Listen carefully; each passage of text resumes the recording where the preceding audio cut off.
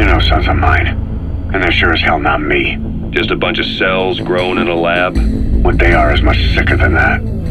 Metal Gear Solid 5 had its fair share of snakes involved in its storyline, not only introducing us to Venom Snake as the phantom of the real big boss, but we even had Liquid back in the scene as young Eli, with the game also featuring numerous references to his twin David, who would later be known as Solid Snake.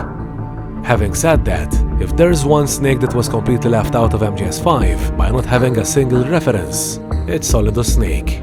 But why? You're the spitting image of Big Boss. How's it going, guys? PythonSelkan here. Hope you're all doing good. In today's video, we'll be talking about an interesting question which we're sure has crossed the minds of many fans upon completing the Phantom Pain. A mystery for which we finally have the long-sought answer. A survivor of the Les Enfants Terribles project. Neither solid nor liquid. He was a well-balanced masterpiece. Described as a survivor of the Les Enfants Terribles project, Solidus' origin was kept much more secretive than that of his brothers. While the birth of the twin snakes has been explored numerous times throughout the franchise, not much is known about how Solidus was born, or even when. For starters, in MGS4, Eva mentions giving birth to only two big bosses, Solid and Liquid, which were the reason as to why Big Boss broke away from the Patriots. However, Eva makes no mention of Solidus, even though he was also part of the Les Enfants Terribles. I asked to serve as the surrogate mother, and was more than happy to carry you in my womb. I loved him. 9 months later, I gave birth to two big bosses, you and Liquid. Eva assumed the birth of the twin snakes would upset Big Boss, which would naturally be the reason as to why she would no longer be involved with the project after the creation of Solid and Liquid, meaning Zero would have had to find another surrogate for the birth of Solidus, if he was created in a similar fashion, that is. I'm sorry. Your father never wanted you. Human life isn't meant to be manipulated like that. I knew that, but I wanted you. The fact that he was neither dominant nor recessive, and was said to be the perfect clone of Big Boss, implied that Solidus was created after his brothers, which is why only he could have been used as the perfect decoy of Big Boss, in order to fool the Patriots in MGS4. He was a perfect clone.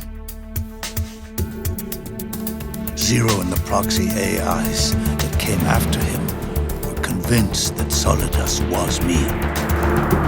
No. Big Boss doesn't know the truth. In 1974, during a secret phone call between Miller and Zero in Peace Walker, Miller is heard asking Zero about the sons behind Big Boss's back, for which he later responds, 2 already, which could either mean that 2 clones had already been created, or that they had already been 2 years old, since Peace Walker was set 2 years after the birth of Solid and Liquid. Speaking of which, any news on the sons? 2. Already? Really? But there's strictly an insurance policy, yes?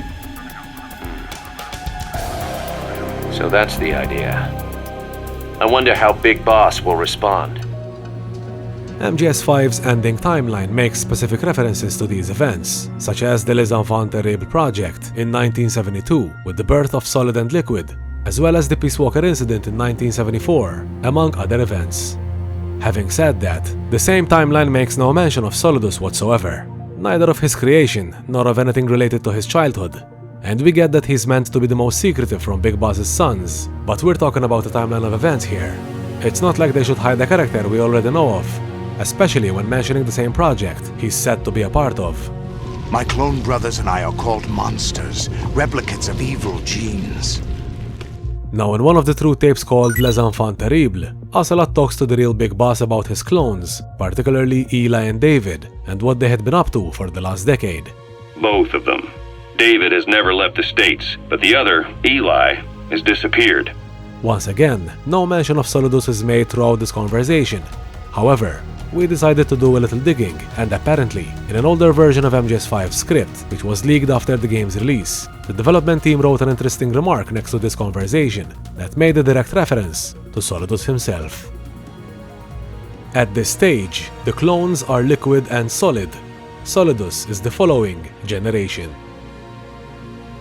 As the dev team confirmed with their remark, the reason MGS5 made no reference to Solidus at that stage was because they considered him to be a part of the following generation. And while Solidus was initially described as a survivor of the Les Enfants Terribles project, the dev team's remark not only implies that Solidus was not part of the initial cloning project, but that Solidus could have been born years after Solid and Liquid. An interesting event which might have alluded to this in MGS5's ending timeline is the fact that the Les Enfants Terribles project that gave birth to Solid and Liquid in 1972 was seemingly abandoned in 1976. And since Solidus was still considered part of the Les Enfants Terribles, this would mean that he might have been born sometime within that time frame, unless the project was secretly revisited in later years.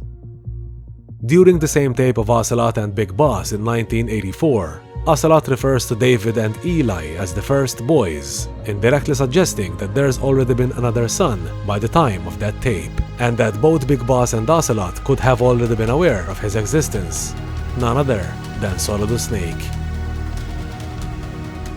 The first boys were raised free range, like we thought. Both of them. David has never left the States, but the other, Eli, has disappeared. Even though he was younger than his brothers and was considered to be the perfect clone, Solidus demonstrated a more advanced case of accelerated aging during the Big Shell incident. There's still so much we don't know about how this clone was created, or whether he was even born through a surrogate mother, like Solid and Liquid. The fact his creation was kept so secretive makes his background all the more intriguing and worthy of being explored in a future Metal Gear installment. Like Liquid before him, Solidus was a great villain who's had his potential cut too short in the franchise. That said, there's always room for prequels and spin-offs, so we hope to have more of his origin explored in the not-too-distant future.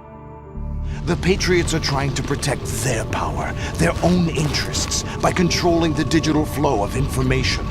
I want my memory, my existence to remain. Until then, what are your thoughts on all this? Do you think Solidus could have been created years after Solid and Liquid? And do you believe MGS5 should have at least included Solidus in the ending timeline? Let us know in the comment section down below. We hope you enjoyed this video, and for all things Metal Gear, hit that like button and make sure to subscribe to our channel. We'll be sure to return the favor with more of your favorite MGS content. Thank you all for watching, and until we meet again, it's not over yet. PythonSelkan out.